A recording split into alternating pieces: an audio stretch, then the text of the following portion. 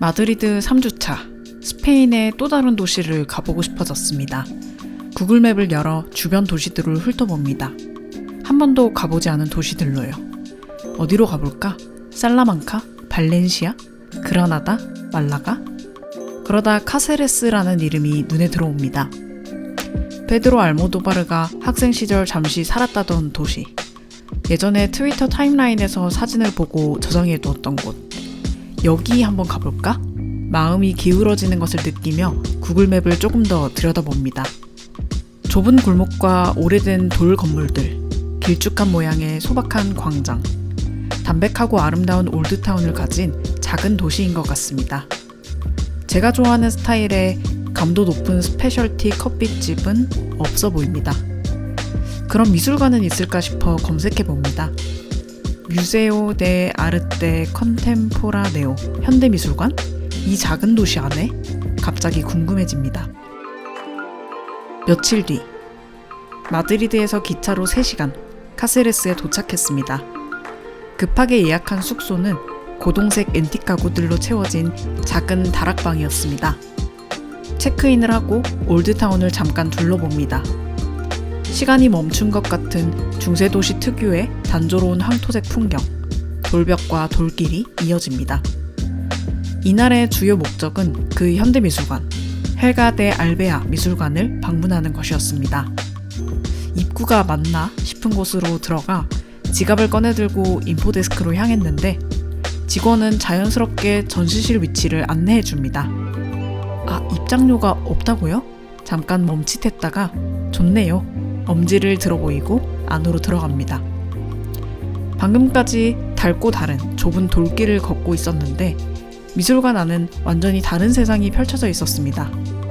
넓고 매끈하고 새하얀 전형적인 모던 아트 뮤지엄의 내부였는데 뭔가 밝고 개방된 느낌이 들었습니다.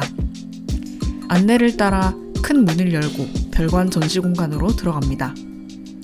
사실 이 미술관에 지금 어떤 작품이 소장되어 있는지, 어떤 전시가 열리고 있는지 아무것도 모르고 온 상태였습니다. 오늘 이곳에서 나는 무엇을 만나게 될까? 갑자기 설레기 시작했습니다. 카드보드, 키보드. 교실 하나, 2개 정도 크기의 공간. 가장 먼저 눈에 들어온 것은 천장에 주렁주렁 매달린 이모지들이었습니다. 그 아래에는 카드보드로 만든 책상들이 공간을 가득 채우고 있었고 그 책상 위에는 컴퓨터 모니터, 키보드, 헤드폰, 마우스들, 또 담배, 에너지 드링크, 그리고 약들이 어지럽게 올려져 있었습니다. 모니터들에는 슈팅 게임 화면이 인쇄된 종이가 붙여져 있었습니다. 그런데 자세히 보니 몇몇은 폐허가 된 도시의 모습처럼 전쟁 기사 사진들도 섞여 있습니다. 폐기물 소각장을 방불케 하는 이 카오틱하고 정신없는 공간에 밀려들어온 관람객들은 이 카드보드 책상들과 주렁주렁 매달린 카드보드 군인들 사이를 비집고 이동해야 했습니다. 처음에는 한국의 PC방을 표현한 건가 싶었는데 범죄 조직의 아지트 같기도 하고 세계의 전쟁을 원격으로 조종하는 헤드오피스 같기도 합니다. 확실히 기묘하고 불편한 느낌이 들었습니다. 중학생으로 보이는 한 무리의 학생들이 함께 있었습니다. 선생님일까? 미술관 가이드일까? 인솔자는 장소를 바꿔가며 열정적으로 학생들에게 설명을 하고 있었습니다. 스페인어라 내용을 알아들을 수는 없었지만 옆에 서서 엿들으며 그 내용을 상상해 보았습니다. 왜 이렇게 정신없고 엉성하고 지저분하게 느껴질까요? 작가는 왜 카드보드로 작품을 만들었을까요? 디지털 중독, 마약, 범죄 같은 주제를 다루면서 비싼 재료로 깔끔하게 예쁘게 만들고 싶지 않았던 거죠. 전쟁으로 도시가 무너지고 사람들이 죽어가는데 그걸 매끈하게 표현하기 싫었던 거죠. 이건 보기 불편해야 하는 주제였던 겁니다. 여러분도 영화에서 게임에서 아무리 재밌고 멋지게 표현된다고 해도 이런 것들에 너무 쉽게 익숙해지지 마세요. 토마스 히르쇼른. 이제 계단을 내려가 봅니다. 넓고 하얀 공간이 나옵니다. 천장이 높고 곳곳에 창이 나 있어서 내부는 꽤 밝고 개방감이 있습니다. 이제는 제가 카세레스라는 중세도시 안에 있다는 사실을 거의 잊게 되었습니다.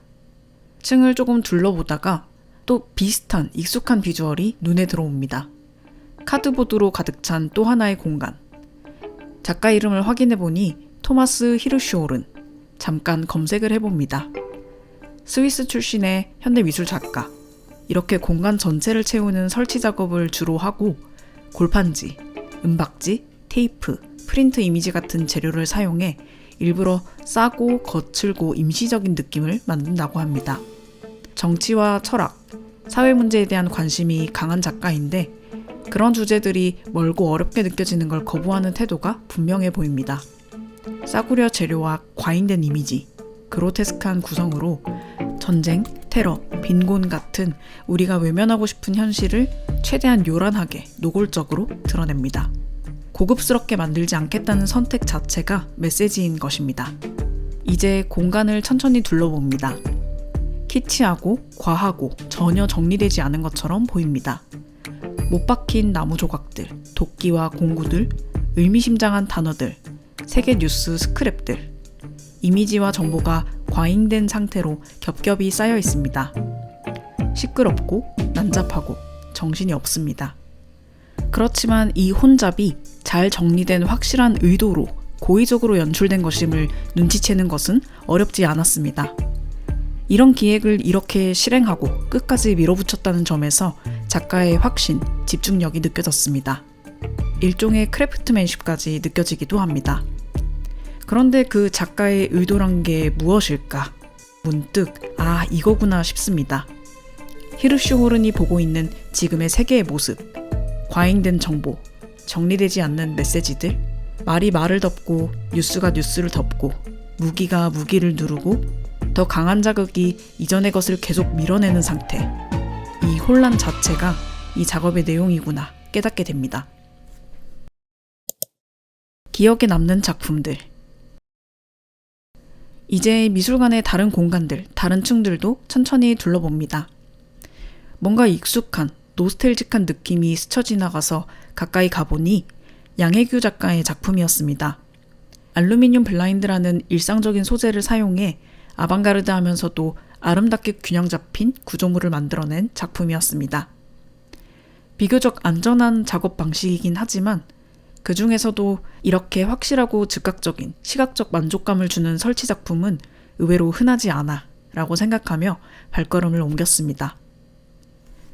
창이 난 높은 벽에 전시된 트레이시 모벳의 1997년 사진 연작 업 인 더 스카이도 인상 깊었습니다. 황폐하고 건조한 어떤 곳, 트레일러집, 갓난아기, 어린 엄마, 뒤틀린 몸의 노인, 무표정한 수녀들, 비쩍 마른 불황자들, 피와 먼지를 뒤집어 쓴 채 길 위에 뒹굴고 있는 사람들. 이곳에서는 도대체 무슨 일이 벌어지고 있는 걸까? 이 장면들은 연출된 것일까? 아니면 실제 기록일까? 이미지들의 명확한 설명이 붙어 있지 않아 상상력을 자극합니다. 영상작품이 상영되고 있는 방에도 들어가 봅니다. 사실 잠깐 앉아서 쉬어가자는 마음이었는데 어느 순간부터 화면에 집중해 몰입해버리고 말았습니다. 토비아스 지엘로니의 알 아크랍이라는 작품이었습니다. 이슬람 복장을 한 여학생들이 어두운 실험실 같은 공간에 모여 있습니다. 암흑 속에서 책상 주위에 둘러선 소녀들이 죽은 전갈을 손으로 조금씩 옮겨가며 위치를 잡고 있습니다. 스톱모션 촬영 작업인 것 같습니다. 전갈은 형광빛을 내며 비정상적으로 밝게 빛나고 있습니다.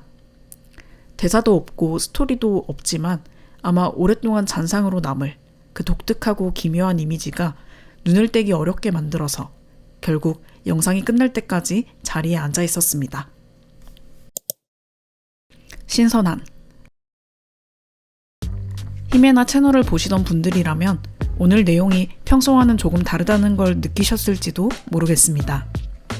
보통은 관람 이후에 작품에 대해 따로 조사하고 그 내용을 정리해서 소개하는 방식으로 영상을 구성해 왔는데요. 이번에는 헬가데 알베아 미술관에서 아무런 사전 정보 없이 작품을 마주하고 그 자리에서 제가 느낀 것을 그대로 전달드려 보려고 했습니다. 히르쇼호른, 양혜규, 트레이시 모펫, 토비아스 지엘로니에 대해 이후에 더 찾아보고 알게 된 내용들이 있지만 이번 영상에서는 일부러 다루지 않았습니다.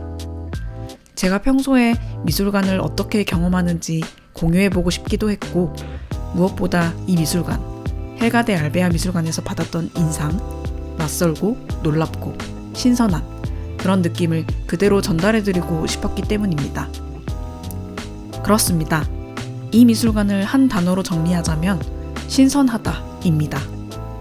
얼마 전 다녀온 또 다른 두 현대미술관과 비교해보면 빌바오 구겐하임이 안정적이고 검증된 작가들로 구성된 무게감 있는 곳이었고, 레이나 소피아가 좀 더 전위적이고 급진적인 젊은 미술관이었다면, 그 사이에서 헬가데 알베아 미술관은 세련되고 정제되어 있으면서도 동시에 포용적이고 열린 분위기를 가진 곳이었습니다. 임시적이고 경계가 느슨하고 계속 변할 것 같은 리액티브한 느낌이 있었습니다. 사람으로 비유하자면 우아하고 취향이 분명한데 여전히 새로운 것에 관심이 많고 계속 업데이트되는 사람, 그런 인상이었습니다.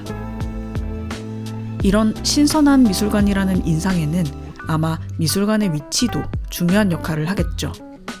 빌바오 구겐하임이나 레이나 소피아처럼 미술관이 그 도시의 장소 맥락 안에 단단히 자리 잡고 있는 경우와 달리, 이곳은 카세레스라는 다소 예상 밖의 장소, 오래된 돌길과 중세 건물들 사이에 갑자기 등장합니다.